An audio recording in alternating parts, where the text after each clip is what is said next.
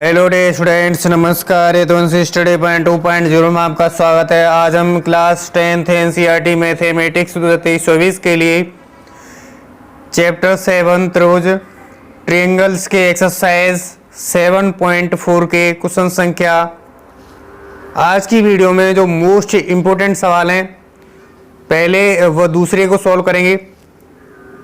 तो हम अब जो है यहाँ से मोस्ट इम्पोर्टेंट सवालों को सॉल्व करेंगे। तो जो भी छात्र छात्राएं देखें वो वीडियो को शुरू से अंत तक जरूर देखें, क्योंकि यहाँ से सवाल जो परीक्षा की दृष्टि से मोस्ट इम्पोर्टेंट रहेंगे। ठीक है।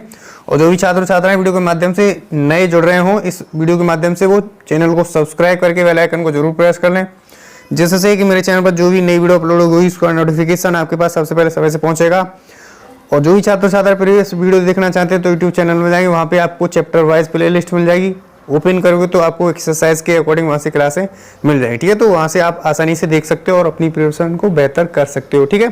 और बाकी आप समझदार हैं, सपोर्ट करेंगे ज़्यादा से ज़्यादा। तो आइए अब हम बिना समय गंवाए क्वेश्चन संख्या जो पहला है यहाँ पे सॉल्व कर लेते हैं। तो क्वेश्चन पहला कह रहा है कि माना त्रिभुज ABC समरूप है त्रिभुज DEF है और इनके क्षेत्रफल क्रमशः 64 सेंटीमीटर स्क्वायर और 121 सेंटीमीटर स्क्वायर हैं।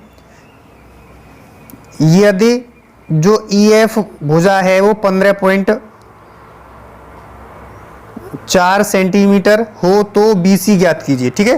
तो हमने इसके अकॉर्डिंग हमने जो ये त्रिभुज बना लिए दो। ठीक है। तो हमने जो त्रिभुज पहले की बात कर रहा था, ये त्रिभुज ABC त्रिभुज समरूप किसके दे रखा है, त्रिभुज DEF के समरूप दे रखा है। और इनका जो क्षेत्रफल दिया है, इनके क्षेत्रफल क्रम से, यानी जो ए वाला ABC है त्रिभुज, इसका क्षेत्रफल 64 सेंटीमीटर स्क्वायर दिया है। और हमारा जो DEF ये वाला त्रिभुज है, इसका क्षेत्रफल 121 सेंटीमीटर स्क्वायर दिया है। और कह रहा है कि जो हमारी EF भुजा है, यानी जो EF ये वाली भुजा है वो कितनी 15.4 सेंटीमीटर दे रखा है।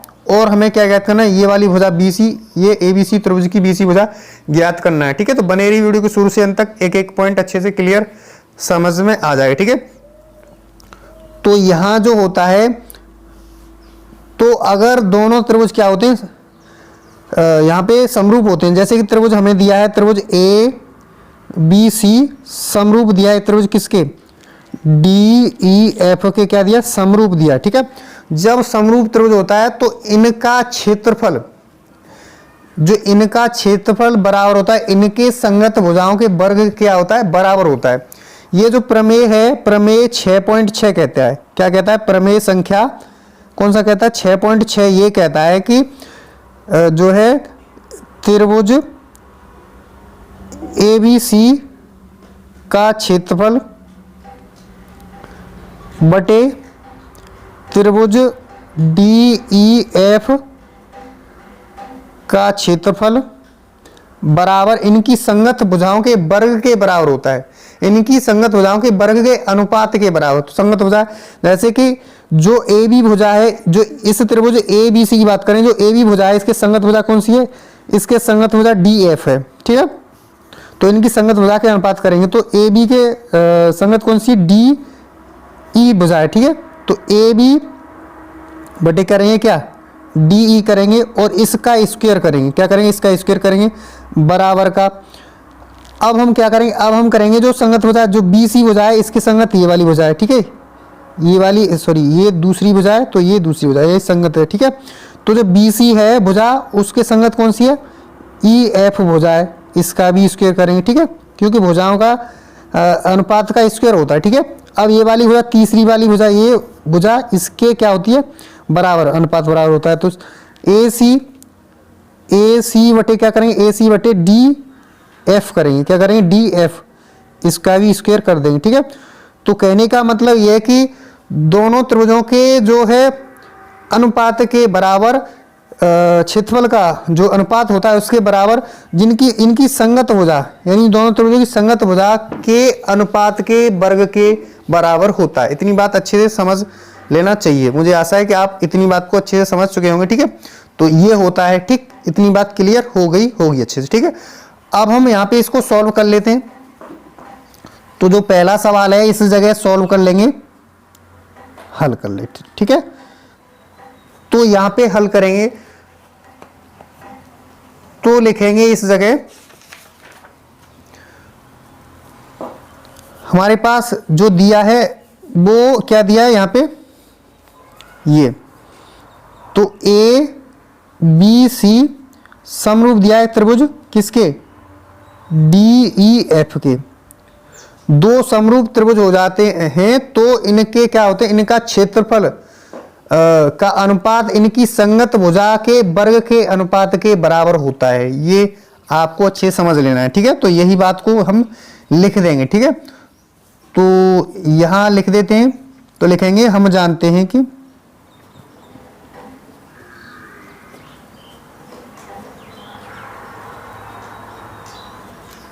सर्वांग समत्रिभुज या समरूप कहें, समरूप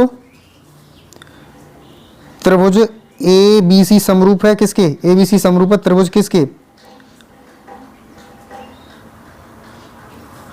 समरूप त्रिभुज ए बी सी, ये समरूप है, ठीक है, के क्षेत्रफलों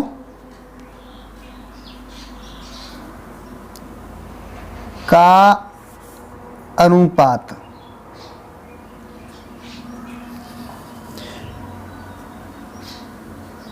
इनकी संगत भुजाओं के अनुपात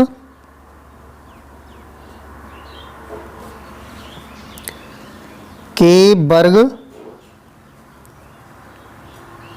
के बराबर होता है। क्या होता है, बराबर होता है। इतनी बात आपको अच्छे से समझ लेनी है, एक एक पॉइंट अच्छे से क्लियर कर लेना है, ठीक है। तो हमने यहां से इसके माध्यम से भी हमने अच्छे से समझा दिया था, ठीक है। इतनी बात क्लियर हो गई होगी। तो अब इतनी बात अच्छे से क्लियर हो गई तो हमें यहां देखा जाए तो लिखेंगे क्या, यही लिखेंगे। तो क्या लिखेंगे, यही लिखेंगे कि त्रिभुज ए बी सी का क्षेत्रफल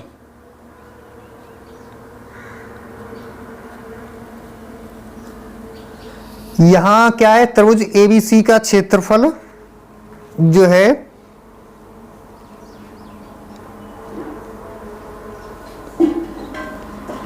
बटे क्या लिखेंगे, बटे त्रिभुज डी ई एफ का क्षेत्रफल, ठीक है,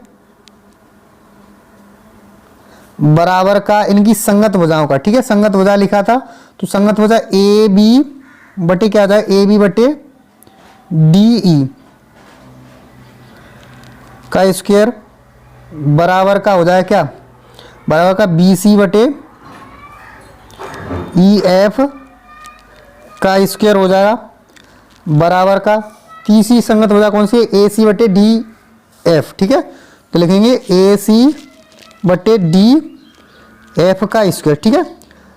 अब यहां देखेंगे तो अब यहां क्या देखेंगे, हमें क्या दिया है, हमें इनके क्षेत्रफलों का अनुपात दिया है। एक का दिया है क्रमशः एबीसी जो है, एबीसी का क्षेत्रफल दिया है 64 सेंटीमीटर स्क्वायर, और हमारा डीईएफ क्षेत्र वो है त्रिभुज, उसका क्षेत्रफल 121 सेंटीमीटर स्क्वायर दिया है, ठीक है।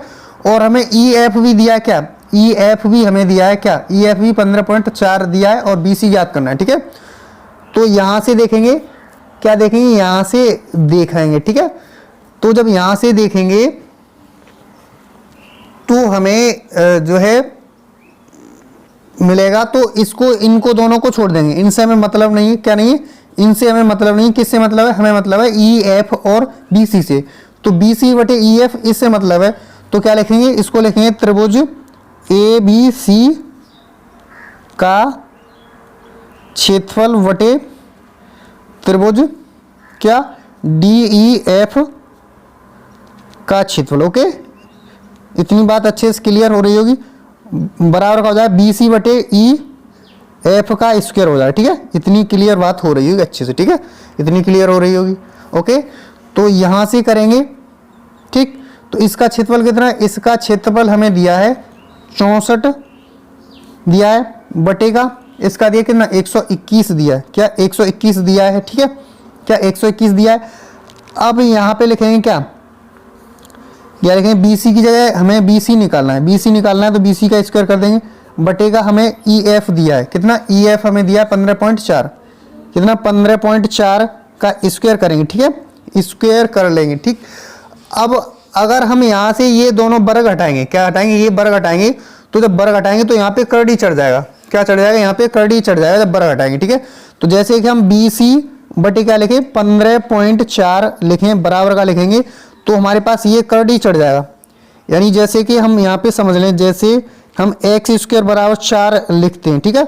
अगर हम एक्स का मान निकालें तो हम करड़ी लगाते किस पर, 4 पर लगाते हैं, ये वाला करड़ी इस पर लगा देते हैं, वर्गमूल निकाल लेते, ठीक है। तो x बराबर कितना आ जाता है, 2 आ जाता है। यहाँ से इतनी बात अच्छे से क्लियर हो गई होगी, क्योंकि इसके माध्यम से आपको अच्छे से समझ में आ गया होगा। इसलिए हम क्या निकालेंगे, बी सी बटे 15.4 निकाल रहे हैं, ठीक है। तो जो ये इस पर करड़ी चढ़ जाएगा तो 64 बटे कितना होगा, 64 बटे 121 हो जाएगा। और हम इसका वर्गमूल निकालेंगे तो 8 का वर्ग 64 होता है, और हम 64 का वर्गमूल निकालें तो 8 होता है, क्योंकि 8 8 64 होता है, ठीक है। और ये 11 का, इसका वर्गमूल कितना होता है, इसका वर्गमूल 11 होता है, इसका होता है 8, ठीक है, ऐसे ही समझ लें, ठीक है। तो बी सी बटे क्या लिखेंगे, बी सी बटे 15.4 लिखेंगे, बराबर का इसको क्या लिखेंगे, इसको 8 लिख देंगे, और इसको क्या लिखेंगे 11 लिख देंगे, ठीक है। अब यहाँ पे कैंची का गुणा कर लेंगे, क्या क्रॉस मल्टीप्लिकेशन कर लेंगे, ठीक है। तो हम 11 का गुणा बी सी में करेंगे और 8 का गुणा करेंगे 15.4 में, ठीक है। तो 11 गुणे का क्या हो जाएगा, बी सी हो जाएगा, बराबर का क्या करेंगे 15.4 गुणे का हो जाएगा 8, ठीक है। इतनी बात अच्छे से क्लियर हो पा रही होगी आपको, ठीक है। हम बी सी निकालेंगे, हमें क्या चाहिए, यहाँ पे देखेंगे तो हमें बी सी चाहिए, क्या चाहिए, बी सी चाहिए, बी सी का मान, ठीक है। तो बी सी निकालेंगे तो हम क्या करेंगे 15.4 गुणे का 8 करेंगे, ठीक है, वटे का करेंगे क्या 11, क्या 11 कर लेंगे, ठीक है। इतनी बात क्लियर अच्छे से हो पा रही होगी आपके लिए, ठीक है। अब यहाँ से अगर हम इस पॉइंट को हटाएंगे, जब इस पॉइंट को क्या करेंगे, इस पॉइंट को हम हटाएंगे तो जो है यहां से क्या करेंगे, यहां से हम या ऐसे कर लें, यहां से इसका भाग दे लेते, काट लेते हैं, ठीक है। इसको काटेंगे तो जब इसको काटेंगे 11 से एक बार कटेगा, 11 कम 11 बचा कितना, 11 कम 11 बचा 4, तो इधर लाएंगे तो 44 हो जाएगा, ठीक है। पॉइंट लगा लेंगे पॉइंट की जगह, ठीक है, 44 हो जाएगा। तो 11 चौके 44, और जब 11 से 1.4 बार कट गया, ये 15.4 कट गया, फिर 8 का गुणा कर देंगे, क्या कर देंगे 8 का गुणा कर देंगे। तो जो गुणा करेंगे वो आएगा गुणनफल, वही हमारा अभीष्ट आंसर हो जाएगा, ठीक है। 8 का गुणा करेंगे, 8 चौकी 32 का क्या हो जाएगा 2, 8 चौकी 32 का कितना हो गया 2 हो गया। इतनी बात क्लियर हो पा रही होगी आपके लिए, ठीक है। पॉइंट की जगह पॉइंट लगा लिया, ठीक। अब हासिल लगा 3, 8 एकम 8, 8 और 3 11, तो 11 पॉइंट कितना हो जाएगा 2 सेंटीमीटर स्क्वायर में था, तो सेंटीमीटर स्क्वायर में ही लिख लेंगे इसको, ठीक है। तो मुझे आशा है ये क्वेश्चन आपके लिए अच्छे से हेल्पफुल रहेगा और परीक्षा की दृष्टि से मोस्ट इंपोर्टेंट रहेगा। इसलिए जो भी छात्र छात्राएं देखें वीडियो को शुरू से अंत तक जरूर देखें और ये अपने मित्रों के पास जरूर शेयर करें, ठीक है। तो हम अब क्या करेंगे, अब इससे आगे जो वीडियो आएंगी उसमें मोस्ट इंपोर्टेंट रिपीटेबल जो एग्जाम में आने वाले क्वेश्चन हैं उनको हम सॉल्व करेंगे चैप्टर के अकॉर्डिंग, ठीक है। तो बने रहिए वीडियो को शुरू से अंत तक, ऐसे देखते रहिए और प्यार और सपोर्ट बनाए रखें, क्योंकि इस चैनल के माध्यम से आपकी प्रिपरेशन ऐसे अच्छे से हो जाएगी, ठीक है। तो अब हमारा जो वीडियो का इसका जो लास्ट सवाल है और नेक्स्ट दूसरा सवाल है उसको हम सॉल्व करेंगे। तो हमने यहाँ इसका नंबर दूसरा यहाँ डाला है, लेकिन वहाँ पे जो मोस्ट इंपोर्टेंट सवाल है जो चौथा सवाल है उसको हमने यहाँ पे लिया है, ठीक है। और बाकी सवाल है आप इन्हीं के तरह से आप आसानी से कर सकते हो, ठीक है। तो हम इंपोर्टेंट ये जो सवाल है यहाँ पे सॉल्व कर लेते हैं। वीडियो थोड़ी लेंथी हो जाती है, अन्यथा न लिया करें, ठीक। तो हमारे पास ये हमने आकृतियां बना ली हैं इसके लिए, ठीक है। तो दूसरा क्वेश्चन कह रहा है कि यदि दो समरूप त्रिभुजों के क्षेत्रफल बराबर हों, ठीक है। तो यहां से देखेंगे इसका नाम दे देते हैं, ये जो है ए दे देते हैं, इसका बी सी। तो इस प्रकार से हमने ए बी सी एक त्रिभुज बना लिया, इसका नाम दे देते हैं पी, इसका नाम देते हैं क्यू, इसका नाम देते हैं आर। तो अन्य त्रिभुज ए बी सी बना लिया और पी क्यू आर बना लिया, ठीक है। तो ये दो त्रिभुज क्या है, समरूप हैं, ठीक है। जब समरूप त्रिभुजों का क्षेत्रफल बराबर हो तो सिद्ध कीजिए कि वे त्रिभुज सर्वांग सम होते हैं या नहीं होते हैं। ये हमें क्या करना है, ये हमें दर्शाना है और सिद्ध करना है, ठीक है। तो बने रहिए वीडियो को शुरू से अंत तक, ये भी आपके लिए हेल्पफुल रहेगा और अच्छे से समझ में आ जाएगा, ठीक है। तो यहां से करेंगे इसको भी सॉल्व, ठीक है। तो लिखेंगे यहां पे, ये कह रहा है कि दो समरूप त्रिभुजों के क्षेत्रफल बराबर हो, ठीक है। क्या क्षेत्रफल क्या हो, बराबर हो, ठीक है। तो यहां से देखेंगे, माना जो है त्रिभुज ए बी सी तथा त्रिभुज पी क्यू आर, हमने पी क्यू आर लिया है, ठीक है। ये हमने त्रिभुज क्या कर लिए, मान लिए, ठीक। अब हम प्रश्न अनुसार करेंगे, प्रश्न के अनुसार करेंगे। प्रश्नानुसार क्या करें, प्रश्न में जो कह रहा है उसके अकॉर्डिंग जो है कर लेंगे सवालों को, ठीक है। तो प्रश्न के अकॉर्डिंग ये कह रहा है कि समरूप त्रिभुज, यानी समरूप दिखाना है, तो कह रहा है कि दो समरूप त्रिभुजों के क्षेत्रफल बराबर हों, ठीक है। क्या यहाँ पे देखेंगे समरूप त्रिभुज, तो त्रिभुज ए बी सी, ये जो टेढ़ा सा चिन्ह होता है ये समरूप का चिन्ह होता है, ठीक है। त्रिभुज पी क्यू आर, ये इतनी बात अच्छे से क्लियर हो रही होगी। कह रहा है कि दो समरूप त्रिभुजों के क्षेत्रफल बराबर हैं, यानी समरूप त्रिभुज ये हो गए, तो समरूप त्रिभुज हमने ये दिखा लिए। अब इनके क्षेत्रफल की बात की जाए तो क्षेत्रफल भी क्या हो, बराबर हो, ठीक है। तो यहाँ लिखेंगे त्रिभुज ए बी सी का क्षेत्रफल क्या बराबर हो त्रिभुज किसके, त्रिभुज पी क्यू आर, यानी त्रिभुज ए बी सी का क्षेत्रफल बराबर हो त्रिभुज पी क्यू आर के। और ये दोनों त्रिभुज एक दूसरे क्या है, समरूप हैं, ठीक है। तो यहाँ पी क्यू आर का क्षेत्रफल क्या है, ये जो है बराबर है, क्या है, ये दोनों क्या है, बराबर है, ठीक है। ये आपने अच्छे से समझ लिया, इतनी बात क्लियर हो गई होगी आप सभी छात्राओं के लिए, ठीक है। तो हमने जो प्रमेय थी, प्रमेय कौन सा पढ़ा था, हमने प्रमेय पढ़ा था 6.6, प्रमेय संख्या क्या पढ़ा था, 6.6 में पढ़ा था कि जो है दोनों जो समरूप त्रिभुज होते हैं उन समरूप त्रिभुजों का क्षेत्रफल का अनुपात इनकी संगत भुजाओं के अनुपात के वर्ग के क्या होता है, बराबर होता है। ये हमने 6.6 प्रमेय में हमने पढ़ चुके हैं पिछले, ठीक है, पिछले सवाल में भी अच्छे से पढ़ चुके हैं। तो यहाँ से आपको अच्छे से क्लियर हो जाए, ठीक है। तो यहाँ लिखेंगे अर्थात, हम पढ़ चुके हैं पहले, तो लिखेंगे अर्थात त्रिभुज ए बी सी का क्षेत्रफल, क्या लिखेंगे, त्रिभुज ए बी सी का क्षेत्रफल बटे अनुपात कर लेंगे दोनों का, बटे क्या लिखेंगे, बटे लिखेंगे त्रिभुज क्या है हमारे पास, दूसरा त्रिभुज है त्रिभुज पी क्यू आर का क्षेत्रफल। इतनी बात क्लियर हो रही होगी अच्छे से, ठीक है। अब इनकी संगत हो जाए, जैसे कि ए बी की संगत, ये ए बी की संगत कौन सी है, ए बी की संगत पी क्यू भुजा है, ठीक है। और बात करें बी सी की संगत कौन सी है, बी सी की संगत क्यू आर भुजा है, ठीक है। और हमारी जो ए सी है, जो ए सी भुजा तीसरी वाली है, उसकी संगत कौन सी भुजा है, ए सी की संगत पी आर भुजा है, ठीक है। तो इनके संगत भुजा के अनुपात के वर्ग के बराबर होता है जो दोनों त्रिभुज के क्षेत्रफल का अनुपात, ठीक है। इतनी बात क्लियर हो पा रही होगी अच्छे से, ठीक है।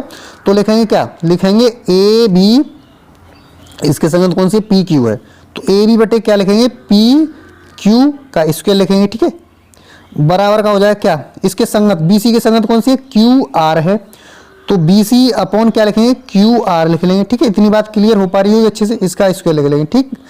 अब तीसरी कौन सी संगत हो जाए, ए सी के संगत कौन सी है, इसकी त्रिभुज की पी आर हो जाए, तो लिखेंगे ए सी बटे क्या लिखेंगे, ए सी बटे पी आर लिखेंगे, और हम इसका ही स्क्वायर जो है कर देंगे, ठीक है।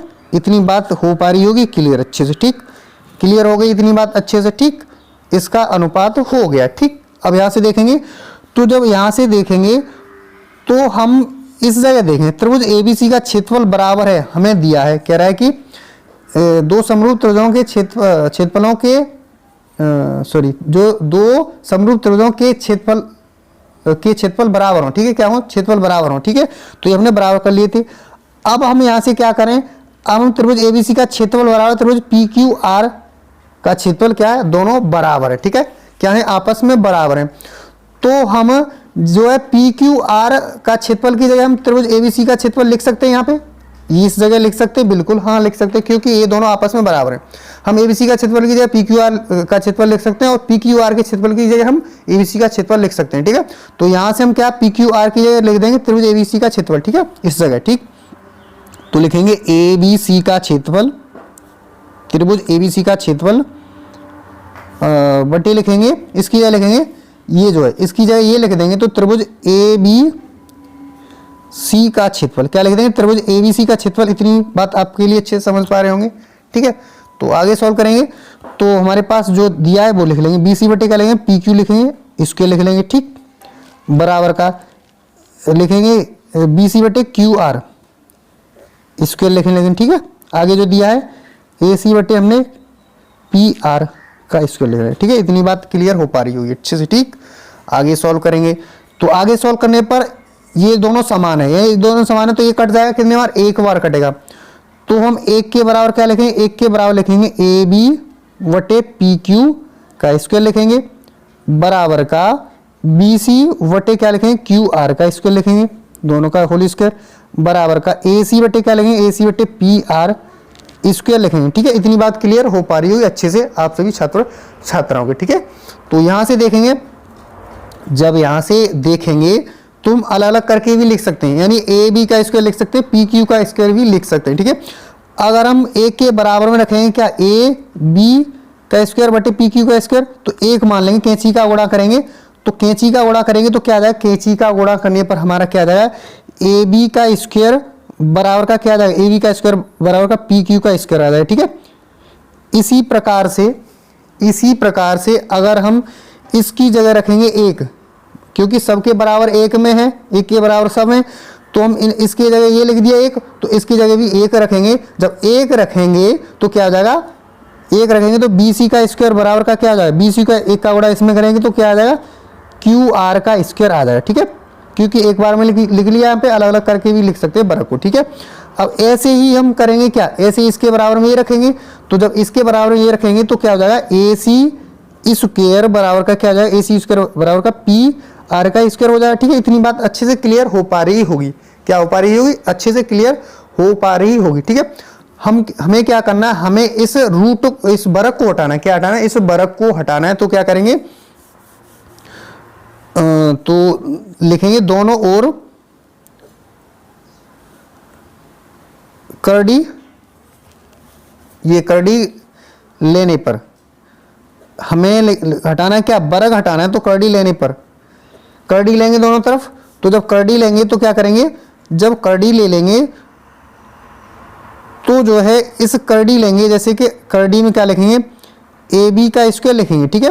तो इससे ये कट जाएगा, जब करड़ी कट जाएगा तो क्या होगा, इससे हमने यहाँ से समझा लिया आपके लिए, तो करड़ी कट जाएगा तो हमारे पास क्या हो जाएगा, सिंगल ए बी बचेगा, और ऐसे इसका कट जाएगा, पी क्यू बचेगा। तो लिखेंगे ए बी बराबर का पी क्यू लिखेंगे। इतनी बात अच्छे से क्लियर हो पा रही होगी, ठीक है। ऐसे ही हमारा अगर करड़ी यहाँ पे लेंगे तो बी सी बचेगा, बी सी बराबर का क्या बचेगा, क्यू आर बचेगा, ठीक है। ये बरग हट जाएगा करड़ी लेने पर, ठीक है। अब यहाँ पे करेंगे तो ए सी बराबर का क्या हो जाएगा, पी आर हो जाएगा, क्या हो जाएगा, ए सी बराबर का पी आर हो जाएगा। इतनी बात अच्छे से क्लियर हो पा रही होगी, ठीक है। तो यहां से देखेंगे, तो जब यहां से देखा जाए तो यही हमें कह रहा था कि ये यहां से देख लेते हैं अच्छे से, आपको अच्छे से समझ में आ जाएगा, ठीक है। बराबर हो तो सिद्ध कीजिए कि बे त्रिभुज सर्वांग सम होते हैं, ये सिद्ध करना है, क्या सर्वांग सम होते हैं, ठीक है। तो यहां से देखा जाए तो हमारा देखेंगे तो जो ए बी वटे क्या पी क्यू है, ए बी बराबर क्या पी क्यू है, तो जो संगत हो जाए ये त्रिभुज ए बी सी की बात करें और त्रिभुज पी क्यू आर की बात करें, तो ये वाली संगत भुजा का अनुपात क्या है, यहाँ पे बराबर, ये वाली भुजा इस वाली भुजा के बराबर हो रही है, और ये वाली भुजा इस वाली भुजा के बराबर हो रही है, और ये ऐसी भुजा पी आर भुजा के क्या हो रही है, बराबर हो रही है, ठीक है। तीनों भुजाएं क्या हो रही है, तीनों भुजाएं बराबर हो रही हैं।